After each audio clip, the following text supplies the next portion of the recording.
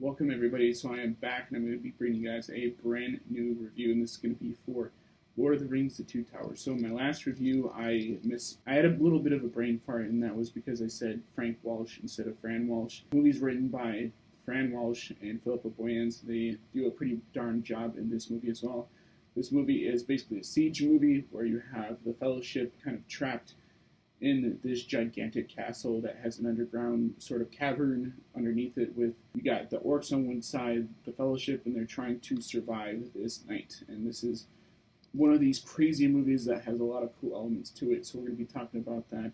The visual effects are amazing. Once again, you've got the classic talent from Weta doing the visual effects in this movie, and you've got the Fellowship played by Ian McKellen, Frodo Baggins played by Elijah Wood, you've got Sean Astin, you've got Sean Bean, you've got all these characters, including Hugo Weaving in this movie, and they do a fantastic job in this movie. This movie takes place after the events of the first movie, where you see the Fellowship, Viggo Mortensen, who plays Aragorn. You see Orlando Bloom, who plays Legolas.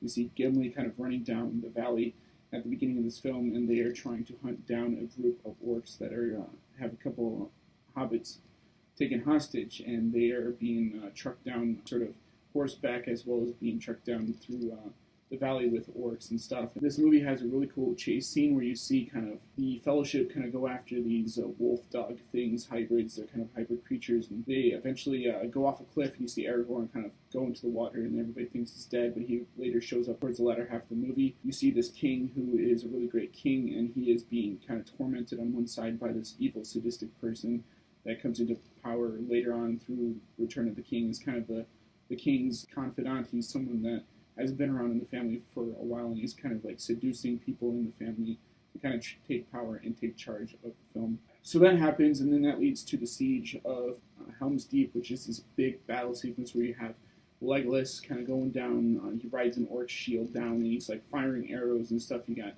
a big giant explosion because one of the orcs has torches that it runs down and then throws it into, a group of like powder stuff, and it just kind of goes up in flames and everything. This movie has a lot of cool special effects scenes like that in this film, and there's also several cool fight sequences within this movie, such as the fight sequence earlier with the wolf hybrid creatures that are gigantic and massive. The visual effects are great, as I've stated before. The sweeping shots of Middle Earth, or New Zealand is where they shot this movie, are awesome. You see the same sort of style of filming between this movie and Fellowship, because this is supposed to be sort of the expanse of the entire of Lord of the Rings combined into 3 movies. Now, this movie is supposed to be the second and last part of the film, but they extended it because they wanted to get more of the battle for the Return of the King, which is something that I really do appreciate, that they kind of extended this universe, because this movie franchise is the best franchise that's ever probably been created. And I like the fact that they use practical effects with this franchise, as opposed to what they've done with The Hobbit, which is make it mostly CG, because it just feels real, because you see bigatures, which is what they call the miniature sets and stuff, that they enlarge so that it looks like it's a full set that they actually shot on. And then you see sort of the gigantic sets that they created so they can have the actors interacting within the sets and stuff. This movie is fantastic. So if you haven't seen The Two Towers, it's really cool. There's this really cool fight sequences in Helm's Deep where you have Aragorn jumping from the top of the ledge over there onto the battle, and then you see like them jump to the bridge and everything and come crashing down and fighting the orcs and stuff off as they're running down, and then that leads to the end of the movie where you see Frodo and Sam kind of still on that second side quest where they're trying to take the ring to Mordor. And this movie kind of leads into that third film, which is going to be something that I'm going to talk about later in a different review. But again, all these actors get more time on the screen to kind of shine.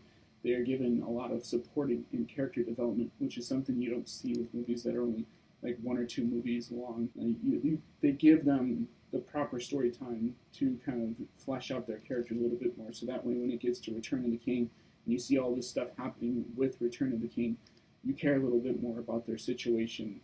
And I really do like the sweeping shots of New Zealand and Middle Earth, and where you're seeing some of these gigantic sets that they built specifically so they could bring these sections of the book to life. And it's really cool to watch the behind the scenes and see how they made this, because they really put in a lot of work and effort into this making of the film. And I think that people if you haven't seen this trilogy yet, you definitely need to check it out before you die, because it's one of those franchises that only comes out once in a lifetime. It'd be really cool to be able to work on that set and actually kind of film some of that stuff, to be there in person, because I'm sure it was amazing. Andy Serkis has a little bit more role as Gollum in this film. He has more motion capture work, and the CG still holds up to this day, as opposed to what happened in the Fellowship of the Ring, because that CG looks a little bit outdated for his character. But this character still feels real even to this day, and some of the CG is even better for some of the characters than, you know, in the not Return of the King per se, but for like the Hobbit films and stuff. I really did enjoy some of the craftsmanship that they did for this. I like the fact that the weapons and stuff were not like, you know, computer generated or anything. There was a few computer generated armies for the battle sequences and stuff, but other than that, they used like real prop weapons. They didn't, you know, CG everything to the point where it's not real anymore. That's what a lot of movies nowadays kind of forget, is that you're supposed to make this world feel real and not fake. And I have to give the hat to Weta for doing that, because they did an amazing job, and all the swordsmiths that managed to make the props and armor for this. This was a truly big feat, and I'm glad I got to see this movie in the theaters, because I saw pretty much all these movies in theaters, and this was a fine experience for myself to kind of sit through. I didn't see the Fellowship of the Ring in theaters just because I didn't really know what Lord of the Rings was at that time. But once I saw the first movie with a group of friends, that kind of propelled me to see the last couple of movies, including Two Towers, Return of the King, and the Hobbit trilogy, all in theaters, just because these are one of my favorite movie franchises of all time. So, with that being said, I think I'm going to give this movie an A. This movie excels on the craftsmanship of visual effects. This movie improves upon the story of the first film. This movie has the same characters. There's some new ones that come into play here. And this movie improves upon the first one, and is something that I think deserves the A+ rating. So I'm going to give Lord of the Rings: The Two Towers an A+. So if you haven't seen this, go buy the Blu-ray for the entire trilogy, either the extended or the regular trilogy set, the standard trilogy set. This is a movie that when it first came out, I think the people that I was in school with really liked it.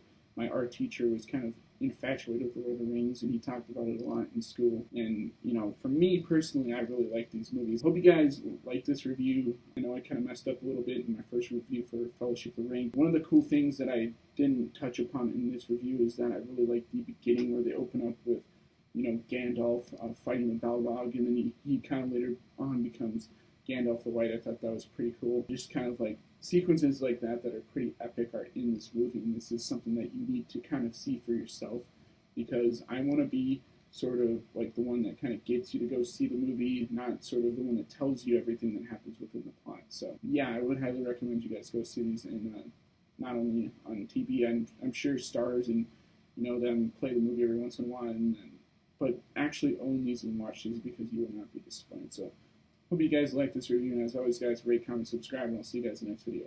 Peace.